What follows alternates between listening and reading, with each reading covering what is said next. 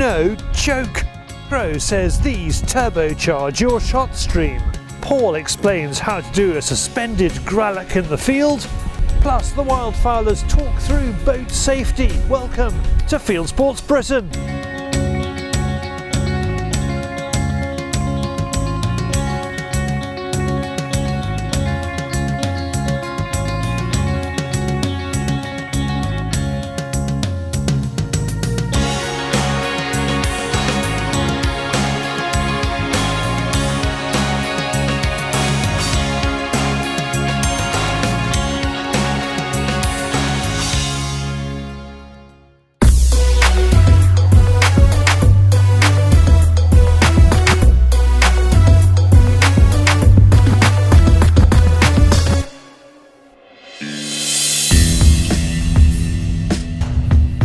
Crow's generosity is only exceeded by his personal beauty, and today there's plenty of each on show.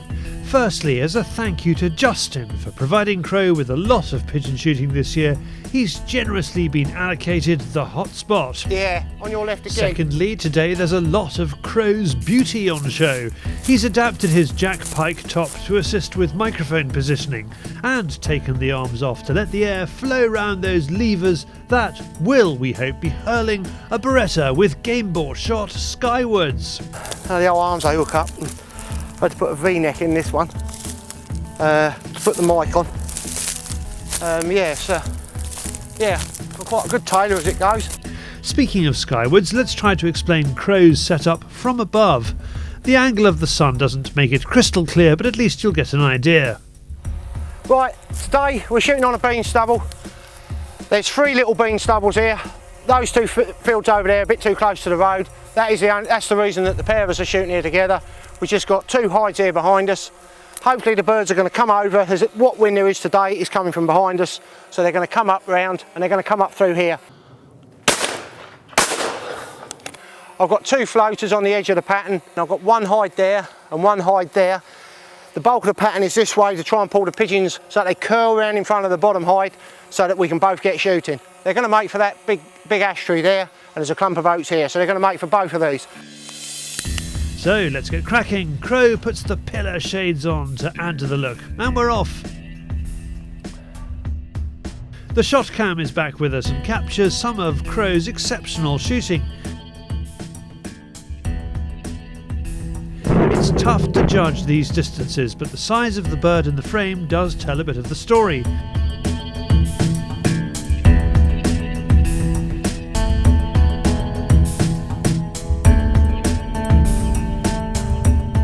Here are 2 different shots together.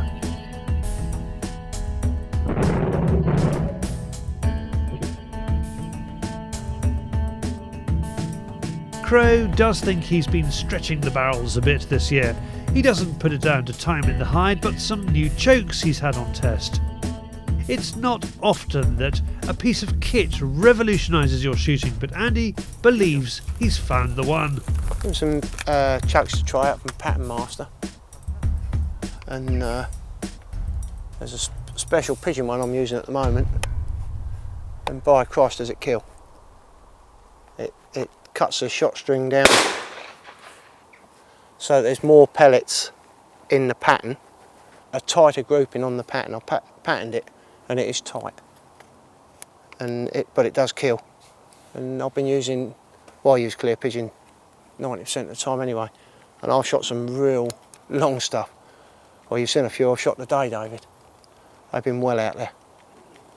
It's just getting the line of them, and like that last one I shot, I don't know how far that was. It was probably 80, 85 yards out there, and that come down. But I've had some real good ones. But it does make me stretch the barrel a little bit more, and I'm looking further and further out with it. So it grabs hold of the plastic wad as it goes out, and it like shreds that, and then so it's got a shorter shot string. But anything over the decoys, you've got to shoot up the front end of it and head shoot it. You've got to be accurate. But once you get out, get a bit of distance out there, it works well. According to the company's website, they use patented wad stripping technology The choke's design means it stops the wad for a millisecond, tightening the shot string by up to 80%.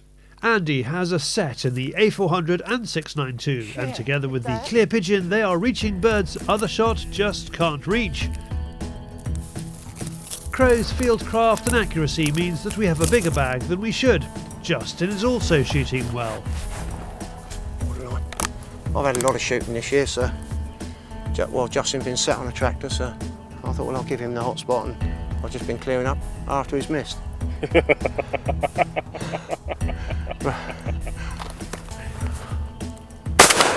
But I will say, he hasn't missed that many. The birds are not decoying as he hopes, but they still follow the anticipated flight line and offer some challenging shooting. And there are plenty of birds for both on the beans. Thank you, Andy, a man capable of making a muscle vest look cool.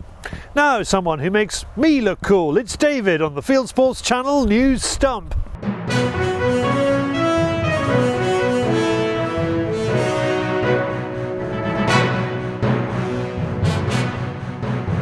This is Fieldsports Channel News. Chris Packham will not be censored by the BBC over animal rights bias because, according to the BBC Trust, he is not a BBC presenter. In the week that the corporation heaped praise on celebrity cook Mary Berry for not moving to Channel 4, it has ruled that Chris Packham can campaign against gamekeepers as much as he likes because he's not part of the BBC, despite presenting several programmes on the BBC. Staying with Mr Packham, and he has successfully forced a debate in Parliament over grouse shooting. His online petition against the sport, promoted via the BBC, has reached 100,000 signatures. The government wants to hear from anyone with an interest in grouse shooting. You can tell them what you think at bit.ly/grouse debate. Maybe you could ask them to watch our film, A Year in the Life of a Grouse Moor, which is at bit.ly/Fieldsports Britain 350. A report by Heads Up for Harriers has found the biggest killer of hen harriers in Scotland. It's the cold and foxes. The Scottish Natural Heritage-backed project put out wildlife cameras next to hen harrier nests and recorded dramatic footage of hen harrier chicks dying in bad weather and being attacked by foxes. This chick fought off the fox but later died of its injuries. Despite the evidence, the RSPB uses this film made by the BBC to blame gamekeepers. Do you want to see ravens on the pest list in Scotland? Following a campaign showing harrowing photographs of ravens eating live lambs, the Calling for Raven Control group has persuaded the Scottish Government to look at the issue. And if you have experience of the damage ravens cause, you can take part by submitting evidence at bit.ly/Raven Control. Thanks to Danny Bissett for sending in the story. Tanzania has lost 60% of its elephants in 5 years. That's the conclusion of a new survey of African elephants. It shows how the country is losing the battle against poachers in all areas except hunting concessions, where the high income from hunters compared to safari sightseers provides enough money to police the elephants against poaching. Meanwhile, the Cecil effect may mean that 200 lions have to be culled. Outrage by aunties over the shooting of a male lion in Zimbabwe in 2015 has led to a loss of revenue from hunting. As a result, there's now an overpopulation of lions in some areas, which one African conservancy now says will force them to shoot the excess big cats. The trophy hunting argument has been solved by the College Humour YouTube channel. I'm a rich bro, takes occasional hunting trips to Africa. What can I say? Broadly in support of trophy hunting, it's been watched 1.4 million times in a week. It's also had 45,000 likes, and from the hardcore antis, only 2,000 dislikes, which gives a picture of how many people really support hunting around the world. And finally, an angler in Shropshire has received death threats over a big carp. After a 20-minute struggle, Tom Doherty from Essex was thrilled when he reeled in a fish known as the Big Rig, which weighed a colossal 70 pounds and 4 ounces, beating the previous record by 2 pounds 3 ounces. However, some fishermen claim the hand-reared carp was already a record breaker when it was placed in the fishery and should not be verified as a new record. They have told Tom he will sleep with the fishes. You are now up to date with Fieldsports Channel News. Stalking the stories, fishing for facts. Thank you, David. Now you've shot your deer, what's the best way to make the Gralloch quick and clean? We ask Paul Childerley.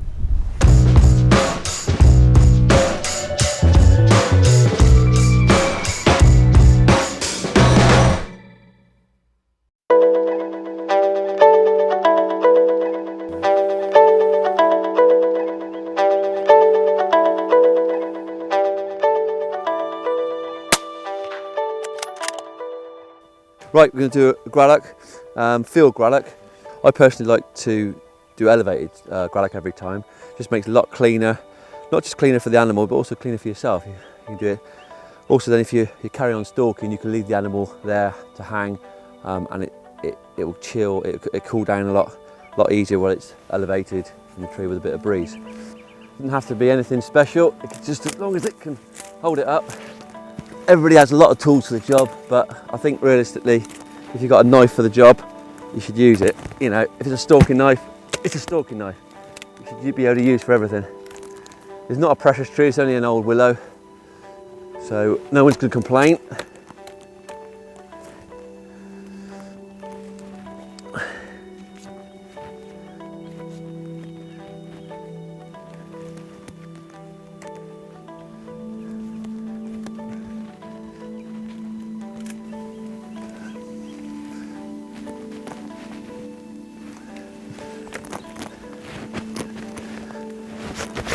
Is appropriate for? Whatever you can lift sensibly, really. If there's two of you, or you can get a friend. When you start getting to fallow bucks, then realistically you need a little winch. What I tend to do then is get the car and winch it up, or if there's two of us, get a somebody give you a hand. Yeah, instantly it's like a larder situation. The animal's all hanging up properly. So, because you just shot it, you need to bleed it. So do basically everything you would do in a larder. So, stick up through, down to the chin. Just make sure you hit the heart. We're going to keep the legs on because I don't want to contaminate the meat on the joints, but everything else will be the same.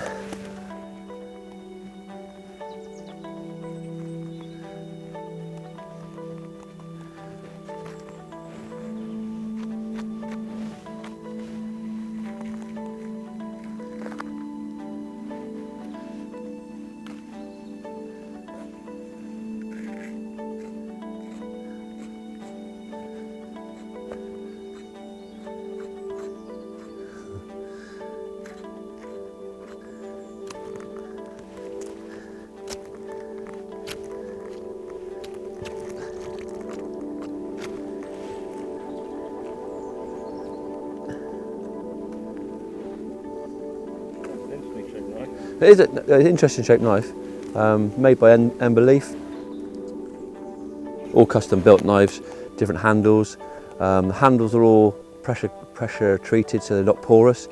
So it's up to hygiene standard, and the steel is unbelievable on it. I mean, you see, I use it against everything. It's a knife to be used, not to be looked at. Sticks, anything. Around the atlas joint. You know, some of the bigger fallow deer, you have to really get in there and give it some to get it to pop. And also, because it's nice and small, it can get into little places. I've got quite big hands, but it's great. You know, it's very, very comfortable.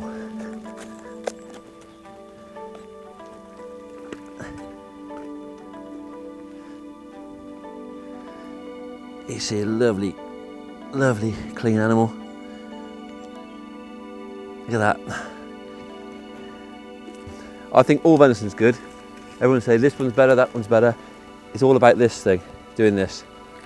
Correct animal and preparation. Like I said, it was a lung shot on top of the arteries through the top of the heart. Great one to eat. Next up, with the wildfowling season well underway in the UK, Matt explains how to stay out of trouble on the marsh.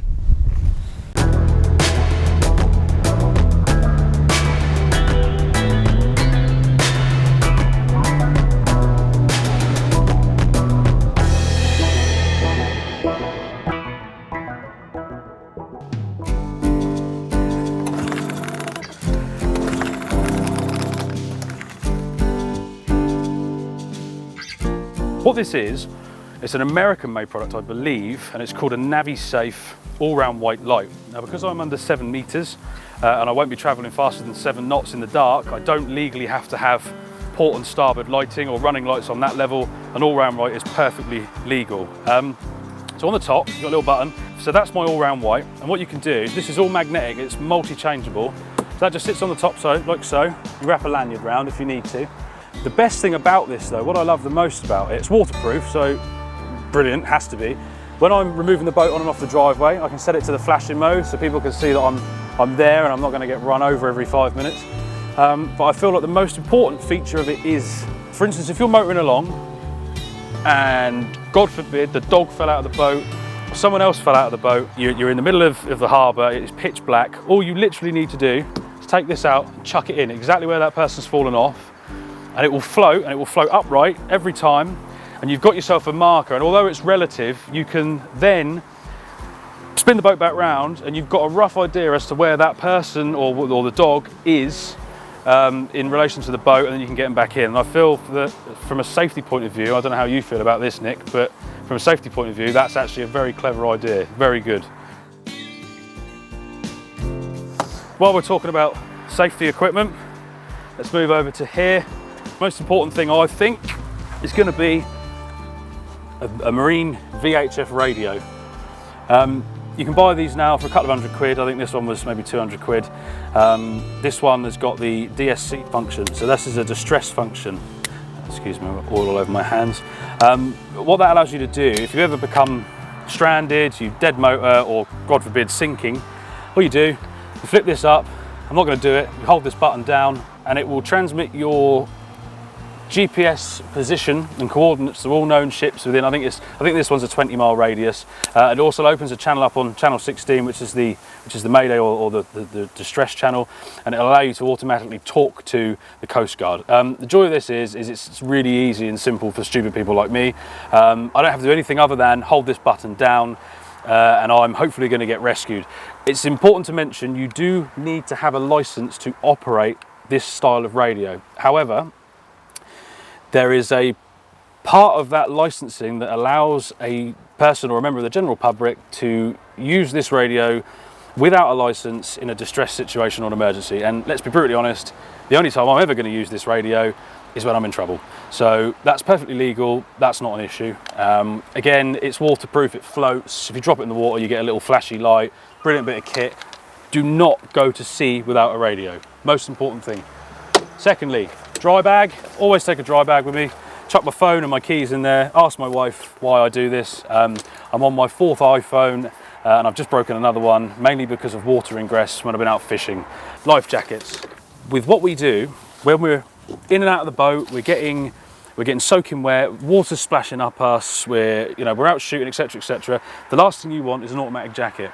Always wear them, there's no need or no reason nowadays that anybody should not wear a life jacket. I feel like it's ridiculous if you don't, there's no point. Knife, this is an old knife. I use this for cutting rope. I use it for fishing mostly, to be fair. I've got another knife that I take fouling with me. All sorts of uses, always take a knife. And then on top of that, you should always have a compass. It doesn't have to be like this. I mean, this is very crude. This is put together as part of the fishing package because I go fishing as well. Always have a compass. This is handy, you don't need to have it. This is a fish finder and a chart plotter. When you're traveling in the dark, there's always a chance that you might get lost or take a turn towards the wrong bay or something along those lines. With a chart plotter in the dark, you can see where you're going. It helps. So this is the last piece of kit that I would probably recommend on a boat, especially with big engines, as a necessity. This kit is necessity in my eyes. Not so much the chart plotter, but everything else is necessity. And there's plenty of stuff you can add to that as well. Warm clothing, water, food, etc. A kill cord. So the way this works, and I'll just show you this as we walk to the back of the engine, or the front of the engine, back of the boat. On the side here, you've got a kill switch. So that's in run or off. Run and off. The engine will not run at all. It's an electrical cutout unless it's here. Flick this down, you've got many types of kill switch. This is why I have multiple on here, because I've got a few engines. You're motoring along, you've got this strapped around your arm like so. So I'm motoring along, I'm sat down, like this in my boat. It's coming along, and all of a sudden I hit a rogue wave, I take a funny turn, and I'm out of the boat. You've got people in the boat, sometimes the kids if you're out fishing with them, and that comes with you and that cuts the engine. So that is now in the off position. I can't stress enough, especially with big motors, always take a kill cord. Thank you, Matt. And from the Hampshire coast to the wider world of hunting and shooting on YouTube, it is Hunting YouTube.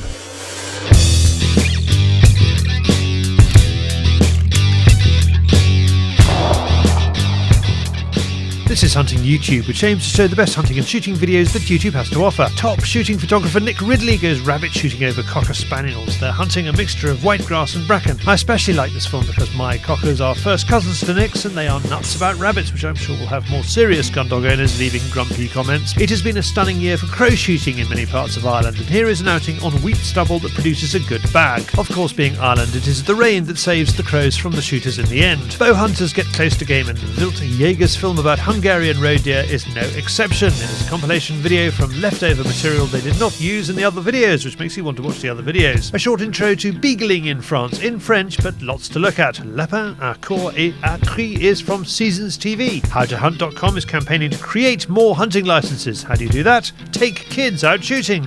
This lad is onto his first elk. In North America, Hampton Rutland, who already has a channel I watch, has launched a new one with sponsorship from clothing company Sitka. This is the 2016-2017 pre-season show reel for Louisiana wetlands, which is dedicated to hunting in Cajun swamps. Anyone going on to higher education this autumn might realise they're on the wrong course after this film. Canadian students put down books and pick up guns in Manitoba University's hunting course. Full report on CBC News. And finally, fishing underwater with a 9mm handgun. Cortland hunters shooting invasive lionfish over 100 foot underwater in the Gulf of Mexico with a customised Glock. Kids, do not try this, etc. That's it for this week. If you have a YouTube film you would like us to pop into the weekly top 8, send it in via YouTube or email me the link, charlie@fieldsportschannel.tv.